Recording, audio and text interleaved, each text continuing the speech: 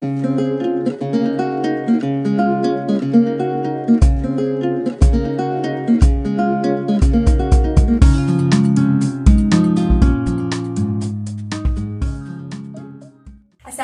warahmatullahi wabarakatuh.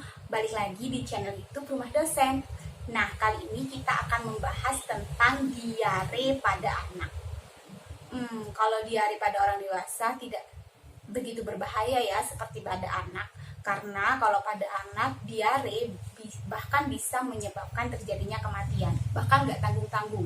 Jadi kematian akibat diare pada anak itu sekitar 30% terjadi pada anak usia 29 hari sampai 11 bulan. Dan sebanyak 25% kematian juga bisa terjadi pada anak balita usia 1 sampai 4 tahun. Kenapa sih anak-anak yang diare ini dia berbahaya dan bisa sampai mengalami kematian? Itu karena anak yang mengalami diare itu rentan sekali mengalami dehidrasi. Dan dehidrasi atau kekurangan cairan ini yang bisa menyebabkan kematian pada anak. Oke, apa saja sih gejala-gejalanya? Jadi pasti ibu-ibu sendiri sudah tahu ya apa aja gejalanya. Biasanya fesesnya itu cair dan dalam sehari dia bisa BAB lebih dari 3 kali dengan konsistensi yang cair itu tadi. Kemudian bisa juga ada busanya, warnanya juga bisa kemerahan, kemudian warnanya juga bisa kehitaman.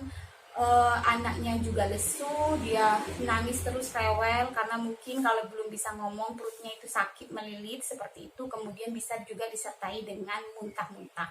Penyebab diare itu macam-macam. Jadi mulai dari adanya infeksi bakteri, virus, parasit, terutama pada anak bayi atau balita. Mereka kan lagi pada fase oral ya, dimana mereka suka banget makan ini itu, ngemut tangan yang kotor dan lain sebagainya. Itu bisa menyebabkan diare.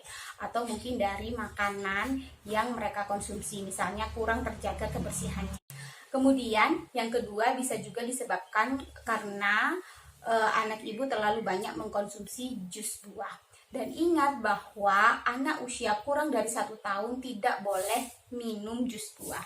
Kemudian bisa juga disebabkan oleh alergi dari obat-obatan tertentu. Dan yang terakhir, alergi terhadap makanan-makanan tertentu. Misalnya alergi susu sapi, kemudian alergi telur, dan lain sebagainya. Nah, kalau misalnya anak ibu mengalami diare, jangan panik dulu. Jadi telusuri dulu apa penyebabnya. Nah, kemudian setelah tahu apa penyebabnya, bisa dengan melakukan pengobatan mandiri dulu di rumah. Apa saja yang bisa ibu lakukan? Yang pertama adalah ingat bahwa diare pada anak itu sangat rentan mengalami yang namanya dehidrasi. Maka ibu harus memperhatikan asupan yang masuk dan asupan yang keluar dari bayi. Jadi benar-benar dipastikan bahwa bayi itu tetap mau menyusu. Kemudian diperhatikan juga apakah susu yang masuk itu misalnya 90 cc, yang keluarnya berapa, apakah lebih dari itu atau sama dengan atau kurang dari itu. Nah, itu juga perlu ibu perhatikan. Kemudian ibu juga harus memberikan obat-obatan tertentu yang mungkin saja hal ini bisa membantu banyak sekali dalam mengurangi diare atau bahkan bisa mengobati itu sebelum pergi ke dokter ya. Apa saja itu? Jadi yang pertama adalah ibu harus membeli dulu Oralit di apotek ada, atau ibu bisa menggunakan larutan gula garam yang dibuat sendiri itu untuk rehidrasi oralnya. Kemudian untuk mengatasi diarenya, ibu bisa menggunakan ini yang namanya Lacto-B, atau ibu juga bisa pakai yang namanya LB. Satu sachet Lacto-B atau LBO bisa dimakan secara langsung atau bisa dilarutkan ke dalam susu atau air atau dicampur ke dalam makanan kemudian diberikan pada anak. Pemberiannya sebanyak 1-2 kali sehari. Nah, Lacto-B atau LBO ini adalah probiotik yang berbentuk bubuk dan berfungsi untuk membantu mempercepat penyembuhan diare anak serta mengulangi gejala kram perut dan perut kembung. Nah, probiotik dalam Lacto-B ini juga dapat digunakan untuk mencegah diare akibat penggunaan antibiotik pada anak. Kemudian yang ketiga, ibu juga perlu memberikan yang namanya zinc. Nah, ini saya punya yang zinc pro. Bayi dan balita yang mengalami diare diberikan zinc drop 1 hari sekali sebanyak 1 mili.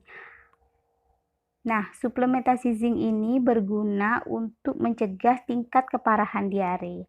Selain itu, suplementasi zinc ini juga dapat mencegah anak terkena diare lagi dalam 2-3 bulan ke depan. Pemberian zinc ini sangat penting dilakukan untuk membantu proses sintesis protein, pertumbuhan sel, meningkatkan kekebalan tubuh anak, menjaga metabolisme tubuh, serta menjaga keseimbangan air dan elektrolit dalam tubuh. Nah, kemudian anak yang mengalami diare juga biasanya terjadi kram perut dan juga panas. Jadi, ini juga bisa diberikan yang namanya Sanmol atau yang isinya paracetamol. Boleh terserah merek apa aja. Nah, kalau di sini saya punyanya Sanmol. Jadi, ini diberikan sebanyak bayi di bawah 1 tahun sebanyak 0,6 mili 3-4 kali sehari. Kemudian kalau untuk usia 1-2 tahun diberikan 0,6 sampai 1,2 mili selama 3-4 kali sehari. 4 kombinasi obat ini plus oralitnya itu insya Allah bisa meredakan dan mengobati diare pada bayi. Nah, Bu-ibu, tapi kita harus tetap waspada bahwa ingat diare ini sangat berbahaya sekali pada bayi atau balita ibu-ibu. Maka dari itu ibu-ibu harus benar-benar mengingat tanda bahaya diare pada bayi.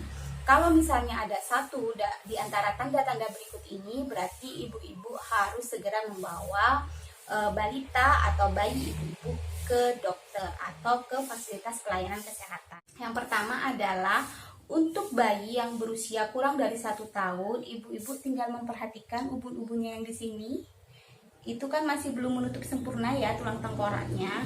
Jadi ciri-ciri bayi yang mengalami dehidrasi itu dia cekung di bagian ubun-ubun sininya. Itu yang pertama. Kemudian yang kedua, bayi ibu-ibu benar-benar gak mau minum sama sekali. Atau minum tapi yang dimuntahkan adalah sesuai banyaknya atau lebih dari apa yang dia minum. Kemudian kondisi mulutnya kering. Kemudian bayi juga tidak mengeluarkan air mata pada saat dia menangis. Kemudian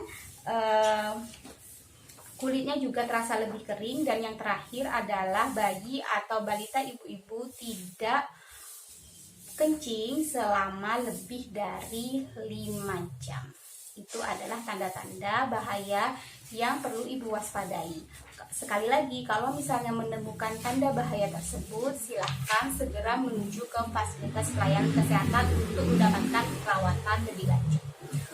Baiklah, demikian yang bisa saya sampaikan tentang diare pada anak. Semoga ini bermanfaat untuk ibu sekalian. Semoga kita semua dalam keadaan sehat. Sampai jumpa di konten berikutnya. Assalamualaikum warahmatullahi wabarakatuh.